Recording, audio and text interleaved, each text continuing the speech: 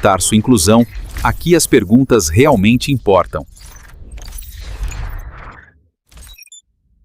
Hoje a gente vai mergulhar fundo para desconstruir um dos transtornos mentais mais complexos e, vamos ser sinceros, mais mal compreendidos que existem, a esquizofrenia. O nosso objetivo aqui é entender, camada por camada, o que de fato acontece no cérebro e na mente de quem vive com essa condição.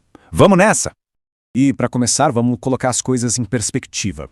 23 milhões, esse é o número de pessoas no mundo inteiro que vivem com esquizofrenia. Ou seja, não é uma condição rara de jeito nenhum. É uma realidade global que afeta milhões de vidas, de famílias e de comunidades. Tá, mas afinal, o que é a esquizofrenia? Bom, na sua essência, ela é um transtorno que provoca uma desconexão, sabe, uma perda de contato com a realidade. Pensa no cérebro como se fosse um supercomputador processando informações. Na esquizofrenia, esse processamento todo, o que a pessoa vê, ouve, pensa, fica profundamente alterado. E para a gente entender essa complexidade toda, nosso caminho vai ser bem claro. Primeiro, a gente vai investigar as origens, essa mistura de genes e ambiente. Depois, vamos espiar o que acontece dentro do cérebro.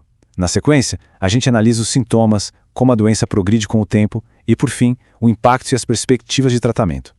Então a primeira grande pergunta é: de onde vem a esquizofrenia? E a resposta não é nada simples. Não existe uma causa única, um único culpado.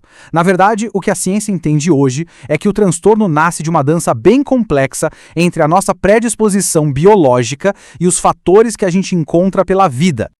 E nessa equação, a genética tem um peso, enorme. A gente estima que uns 80% do risco de desenvolver esquizofrenia seja herdado. É uma influência genética muito, muito forte. Mas, como o gráfico mostra, não é a história toda. Aqueles outros 20% são absolutamente cruciais para a gente entender o que realmente acende o estopim da doença. Essa frase resume perfeitamente o modelo mais aceito hoje em dia, que é o modelo diátese-estresse. A diátese é essa vulnerabilidade biológica, a tal arma carregada pela genética. Já o estresse são os gatilhos do ambiente, que são quem de fato puxa o gatilho. Então, o ponto central é esse equilíbrio. De um lado, a gente tem a predisposição, que pode vir de um histórico na família ou de certas variações genéticas que afetam o cérebro. Do outro lado, a gente tem os gatilhos. Coisas como infecções durante a gravidez, um trauma na infância ou até o uso de substâncias como a cannabis na adolescência. É a combinação desses dois lados que, infelizmente, cria o cenário perfeito para o transtorno se desenvolver. Agora vamos para a segunda parte e entender como essa combinação de fatores se traduz em mudanças reais, físicas, dentro do cérebro. Porque, veja bem, esquizofrenia não é uma questão de força de vontade. É uma condição com bases neurobiológicas muito claras. Estamos falando de alterações na química e na própria estrutura do cérebro. E no centro de toda essa discussão está a famosa hipótese da dopamina.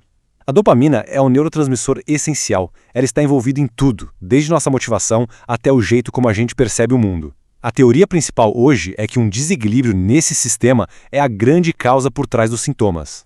E esse slide aqui ilustra o paradoxo desse desequilíbrio de um jeito brilhante. Pensa só, numa parte do cérebro, a via mesolímbica, tem dopamina demais, um excesso de atividade. E isso gera os sintomas que a gente chama de positivos, como as alucinações. Ao mesmo tempo, em outra área, a via mesocortical, falta atividade, causando sintomas negativos, como apatia. É como se o cérebro estivesse funcionando em dois extremos opostos ao mesmo tempo. E não é só a química que muda, Aaron. A própria estrutura física do cérebro se altera. Exames de imagem mostram de forma consistente uma redução de volume em áreas que são cruciais para o nosso pensamento, como o córtex pré-frontal. Os ventrículos, que são espaços com líquido, ficam maiores, e também se observa menos atividade no lobo frontal, um fenômeno que a gente chama de hipofrontalidade, que está ligado diretamente às dificuldades de planejamento e de expressar emoções. Ok, agora que a gente já entendeu a base biológica, vamos ver como essas alterações todas se manifestam no comportamento. Os sintomas da esquizofrenia são incrivelmente variados, mas a gente consegue organizar eles em categorias bem distintas que refletem exatamente o que a gente acabou de ver que acontece no cérebro. A gente pode dividir os sintomas em 3 grandes grupos. Os positivos, que são acréscimos à experiência normal, como ouvir vozes que não existem. Os negativos, que são perdas de capacidades, como a motivação. E os sintomas cognitivos, que afetam diretamente o raciocínio, a memória e a atenção. Os sintomas positivos talvez sejam os mais conhecidos. Alucinações, especialmente ouvir vozes, são muito comuns. Delírios são aquelas crenças muito fortes e falsas que não mudam de jeito nenhum, mesmo que você mostre provas do contrário.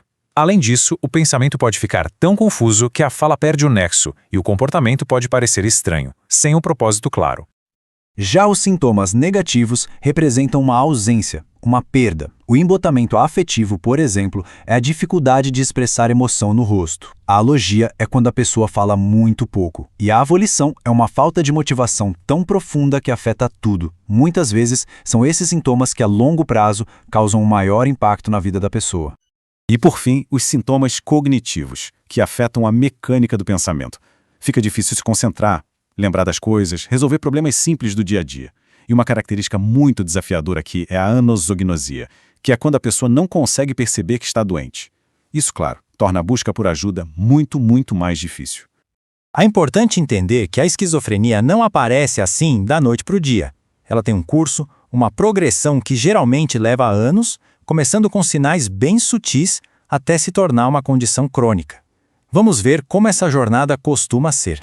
Geralmente tudo começa de leve, na fase que a gente chama de prodrômica, lá na adolescência, com umas mudanças que podem até ser confundidas com coisa da idade.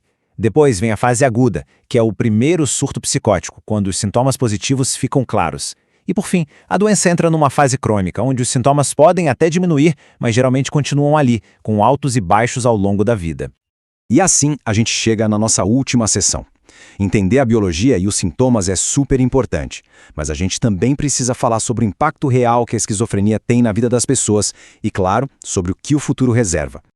Esse número é duro, eu sei, mas é essencial. Em média, a esquizofrenia reduz a expectativa de vida em até 15 anos. Isso acontece por uma série de fatores, incluindo um risco maior de outras doenças e, tragicamente, uma taxa de suicídio bem mais alta. O custo humano é imenso. Mas, e este é o mais muito importante, é fundamental a gente fechar com uma mensagem de esperança. A esquizofrenia não tem cura, é verdade, mas ela tem tratamento. A combinação de medicamentos antipsicóticos modernos com terapias psicossociais pode sim controlar os sintomas de uma forma muito eficaz. Isso permite que muita gente leve uma vida produtiva e feliz. E a chave para isso é a intervenção precoce. E tudo isso nos leva a uma reflexão final. Quando a gente entende a esquizofrenia não como uma falha de caráter, mas como uma doença do cérebro, uma condição biológica, isso muda tudo. Então a pergunta que fica é como é que esse conhecimento sobre o material de que somos feitos e suas características pode, de fato, nos ajudar a combater o estigma, a promover mais empatia e a transformar de vez a nossa conversa sobre saúde mental. Tarso Inclusão, aqui as perguntas realmente importam.